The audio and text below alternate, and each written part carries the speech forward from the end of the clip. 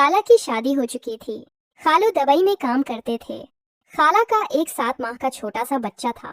खाला शहर में रहती थी और हम गांव में रहते थे। मैं खाला का पसंदीदा भांजा था। वो मुझसे बहुत प्यार करती थी। पूरे खानदान में मैं उनका लाडला था। हमारी बहुत अच्छी बनती थी। हम एक दूसरे के साथ बहुत मजाक किया करते। मैं खाला से मोहब्बत कर बैठा था। खाला को भी उसका इल्म था, लेकिन मैं इस वक्त 15 साल का था। मेरी उम्र कम थी, इसलिए मैं अपनी मोहब्बत का इजहार न कर सका। लेकिन खाला को मालूम था, वो सब कुछ जानती थी। उसके बावजूद उन्होंने शादी कर ली थी। हालांकि शादी को 3 साल हो चुके थे।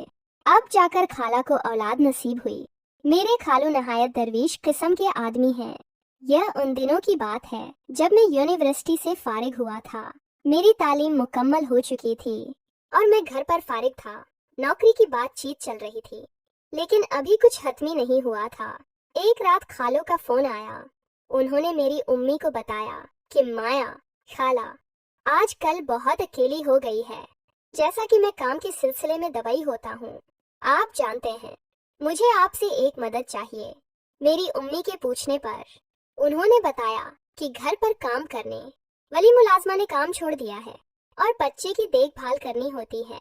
वो घर का काम तो किसी तरह कर लेती है, लेकिन बाजार से सामान लाने और दूसरी जरूरियाती जिंदगी के लिए इसे बहुत परेशानी का सामना करना पड़ता है। दूसरी मुलाजमा के लिए कोशिश की है, लेकिन अभी तक कोई बात नहीं बनी। काशिफ चौंकी फारिग है। अगर हो सके तो उसे माया के पास भेज दें। जैसे ही मुलाजिमा का इंतजाम हो जाएगा, वो वापस आ जाएगा। मुझे यकीन है कि काशिफ माया और बच्चे का ख्याल रखेगा। मेरी अम्मी ने कहा, अब बेफिक्र हो जाओ, मैं कल ही काशिफ को माया के पास भेज दूंगी। रात को अम्मी ने मुझे बताया कि तुम्हारे खालू का फोन आया था और वो बहुत परेशान थे। अम्मी ने मुझे सारी बात बताई और कहा कि कल ही खाला के पास चला जा। जब मैंने ये सुना तो मेरे अंदर खुशी की लहर दौड़ गई। मैं बहुत दिनों से खाला से मिलना चाहता था, लेकिन यूनिवर्सिटी की मसरूफियात की वजह से वक्त नहीं निकाल सका और खाला की भी नई नई शादी हुई थी। मैंने अम्मी से कहा, आप मेरा सामान पैक कर दें, मैं आज ही चला जाऊंगा। शाम को मैंने अपना सारा सामान बांधा और स्टेशन चला गया। मैंने ट्रेन पकड़ी और सीधा खाला के पास चला गया। इम्मी ने खाला को बता दिया था कि काशिफ आ रहा है, इसलिए खाला ने मेरा मनपसंद खाना बना लिया था। मैंने घंटी बजाई तो जब मेरी खाला ने दरवाजा खोला तो मैं उन्हें देखकर हैरान रह गया। खाला ने काले रंग का सूट पहना हुआ था, जिसमें वह कयामत लग रही थी। वो पहले ही बहुत खूबसूरत थी, लेकिन शादी के बाद तो उनके हिस्न में मजीद इजाफा हो गया था। जैसा हसीन चेहरा हमारे पूरे खानदान में किसी का नहीं था। उनके जिस्म की हर चीज कमाल थी। मैं तो खाला को देखता ही रह गया। खाला ने मुस्कुराते हुए कहा, अरे काशिफ, कहाँ गुम हो गए? मैंने कहा, कुछ नहीं, मैं देख रहा हूँ, आप तो बहुत प्यारी हो गई हैं। मैंने खाला से कहा, मुझे गले नहीं मिलेंगे? ये कहना था कि खाला ने मुझे गले लगा ले आए और कहा, तुम अब भी नहीं बदले, बड़े शरारती हो। मैं अंदर गया। खाला का बेटा सो रहा था, तो मैंने उसे गोद में उठा लिया और कहा, ये तो बिल्कुल आप पर गया है। खाला ने कहा, चलो बातें भी करते रहोगे या खाना भी खाओगे? फिर मैंने खाना खाया। रात काफी हो चुकी थी, इसलिए मैं कमरे में जाकर सो गया। सुबह उठकर मैंने नाश्ता किया। खाला मेरे पास आकर बैठ गईं और कहने लगे, काशिफ, तुम भी समझदार हो गए हो। तुम्हारी खाला ने तुम्हें काम के लिए यहाँ बुला लिया है। मैंने कहा, खाला, ऐसी कोई बात नहीं, आपके लिए कुछ भी करना। वो गंगनाने लगे, इसीलिए तुम मुझे सबसे ज्यादा अच्छे लगते हो। दोपहर को मैं और खाला फिल्म देख रहे थे कि छोटू रोने लग गया। खाला ने कहा, उसे भूख लगी होगी। मैंने छोटू को खाला को थमा दिया। खाला ने उसे अपना दूध पिलाया। मैंने ऐसा हुसैन मंजर जिंदगी में कभी नहीं देखा था। शाला ने मेरी तरफ देखा और कहने लगी, तुम्हारी नजरें कहाँ हैं? मैंने कहा, खाला, कुछ नहीं।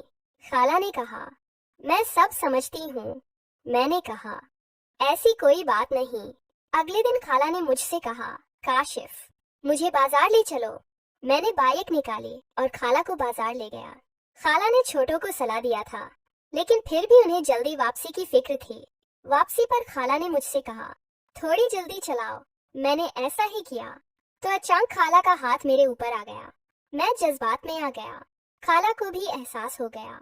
उन्होंने अपना हाथ हटा लिया और कहने लगे, अरे काशिफ, माफ करना, गलती से हो गया। मैंने कहा, खाला कोई बात नहीं। हम घर पहुंच गए। छोटू अभी सो रहा था।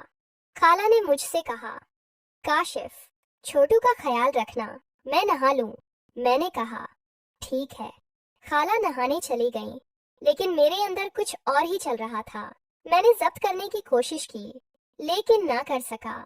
मैं बाथरूम के पास गया और चुपके से रोशनदान से देखने लगा। मैं देखकर पागल सा हो गया। मैंने अपने हाथों से खुद को तस्कीन दी। अचानक खाला की नजर मुझ पर पड़ गई। मैं जल्दी से बाहर आया। खाला ने कपड़े बदले और मुझे अपने कमरे में बुलाया। वो कहने लगे, ये क्या हरकत थी? मैंने कहा, खाला, आपको पता है मैं आपका दीवाना हूँ, आप सब कुछ जानती हैं। खाला ने कहा, काशिफ, वो सब कुछ भूल जाओ। अब मेरी शादी हो चुकी है और तुम्हारे लिए मेरे दिल में कोई जगह नहीं। वो कमरे से बाहर चली गई। शाम को खाला ने मुझे खाने के लिए बुलाया, लेकिन मैं नहीं गया। रात को खाला ने मुझे बुलाया और कहने लगे, काशिफ, चलो अब गुस्सा छोड़ दो। मेरी खाला ने मुझे अपने हाथों से खाना खिलाया और कहा कि आज रात मेरे कमरे में ही सो जाना। खाला ने नाइट ड्रेस पहनी हुई थी और इनका हुस्न उसमें चमक रहा था। मैंने कहा, आप इस ड्रेस में तो क़यामत लग रही हैं। खाला ने कहा, तुम बाज नहीं आओगे। रात को खाला ने कहा, काशिफ, तेज से मेरे सिर पर मालिश कर दो, सिर बहुत दर्द कर रहा है। मैंने मालिश करते करते अपने हाथ खाला के कंधों पर ले गए। खाला ने एक बार रोका, लेकिन मैं नहीं रखा।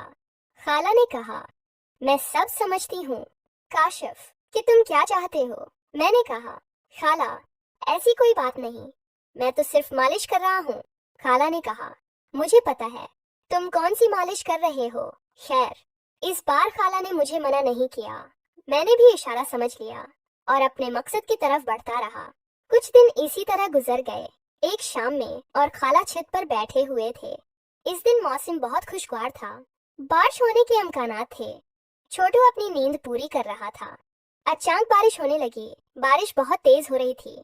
खाला ने मेरा हाथ पकड़ा और कहने लगे, आ जाओ काशिफ, बारिश में नहाते हैं। खाला ने बहुत पतले कपड़े पहन रखे थे।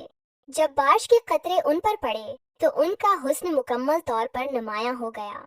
अब मैं खाला के साथ बारिश में भीगने लग गया। जब बारिश रखी तो खाला कपड़े बदलने कमरे में चली गईं। रात को खाला ने तन सलवार पहनी हुई थी और ऊपर से शरीफ डाली। मैं खाला के पास लेटा हुआ था।